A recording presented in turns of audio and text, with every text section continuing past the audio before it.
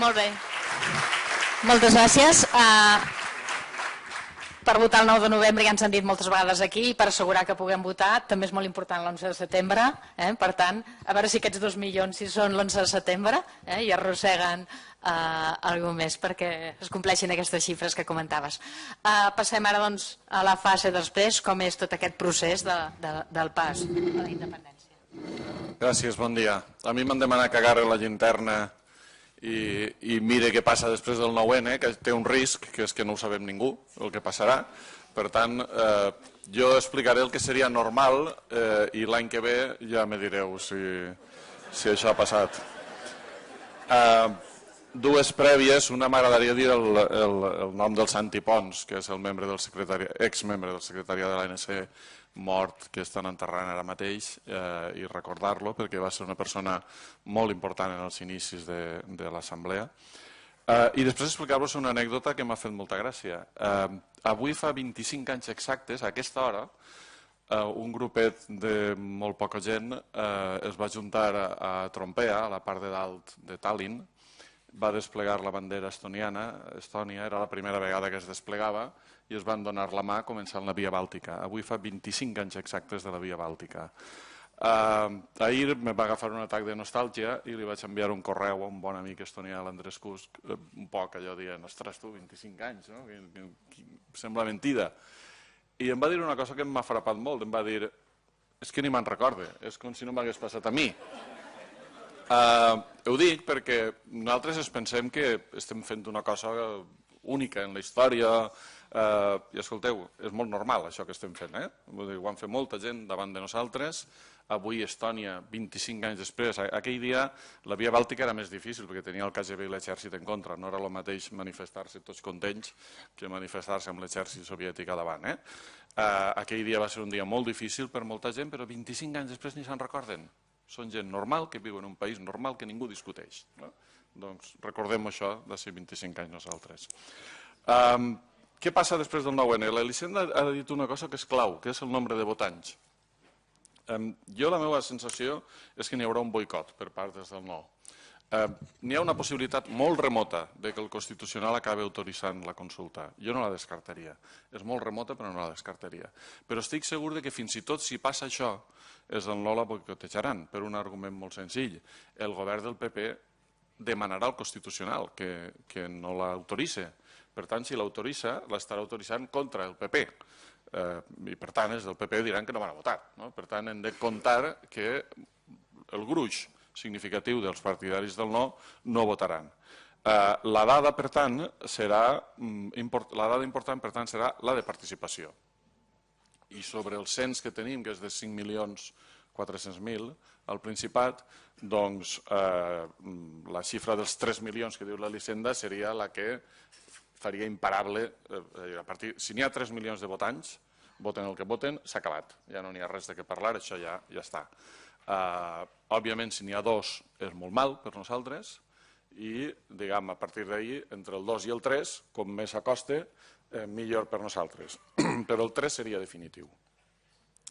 Què passa a partir d'ahir? N'hi ha un element que no controlem i que és el que no podem saber, que és la reacció espanyola. Jo, de tota manera, respecte a la reacció espanyola, un poc el que ha dit l'Elisenda, l'actitud que jo crec que hem de tenir és nosaltres a la nostra. I quan ells facin alguna cosa, si és que fan alguna cosa, ja reaccionarem. Però no hem d'estar pendents ni pensant què faran ells. Primer, perquè és imprevisible, i segon, perquè no són ells els que estan dirigint el procés. L'estem dirigint nosaltres. Per tant, ells que reaccionen com vulguin. Nosaltres, una volta hagin reaccionat ells, ja reaccionarem. No cal que estiguem preveient escenaris previs quan el nostre escenari està molt clar quin és. I quin seria aquest escenari? Jo torno a dir-ho, jo explico el que seria lògic. Ja veurem l'any que ve el que ha passat. A veure, la llei de consultes és molt clara, si no la canvien en l'últim segon, en el següent sentit. La implementació dels resultats, el president de la Generalitat té 2 mesos posteriors a la votació per proposar al Parlament de Catalunya com s'implementen les mesures que fan factible el resultat electoral. Per tant, a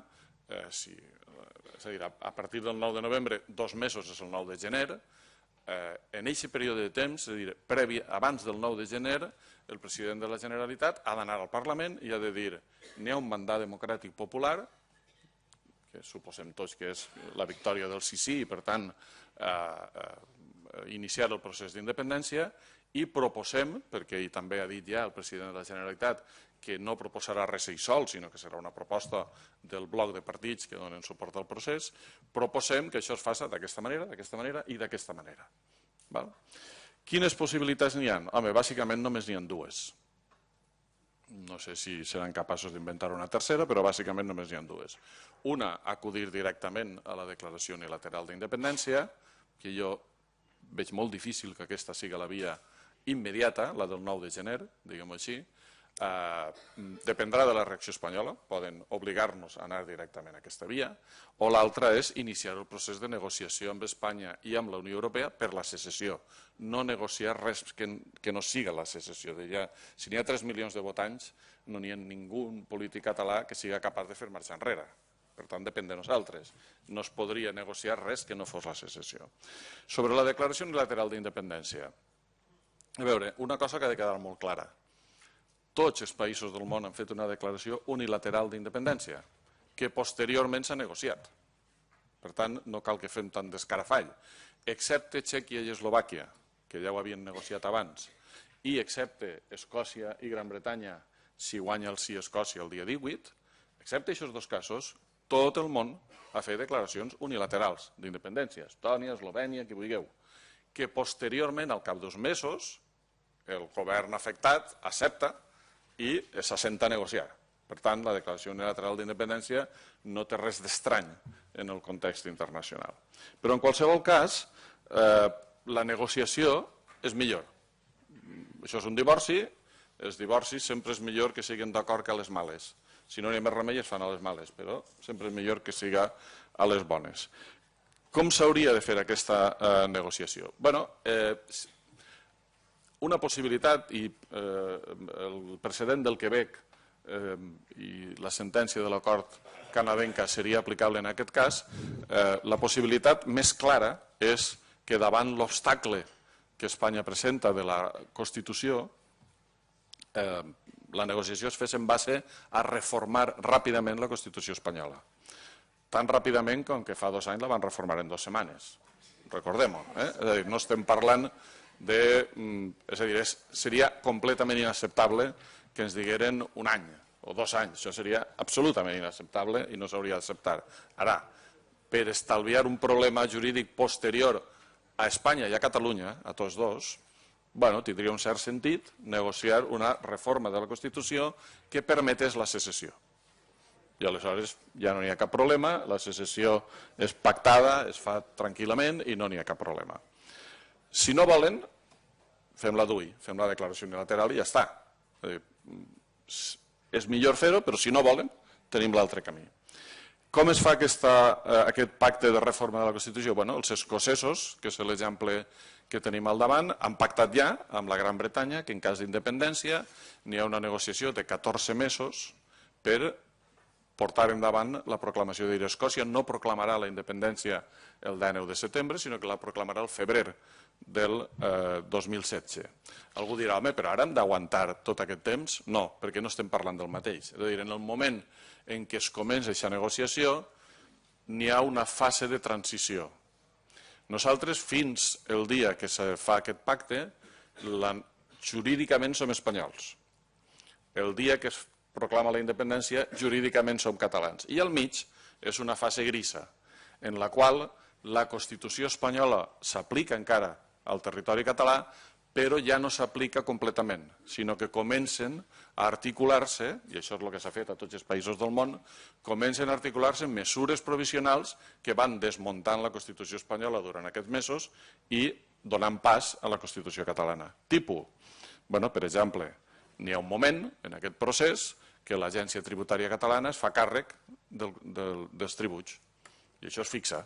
No s'espera al final del procés, sinó que es diu, escolteu, 9 de gener comença el procés, 9 de març Espanya accepta la negociació, doncs 9 de juny l'Agència Tributària ja cobra. Per exemple, la negociació amb la Unió Europea formal Espanya autoritza que comença ja. Per exemple, no s'apliquen determinades lleis que ja d'entrada es decideix que Catalunya ja no les aplica perquè ja no té sentit aplicar-les, la llei Wert, per exemple. És a dir, coses d'aquest estil. Bé, això és...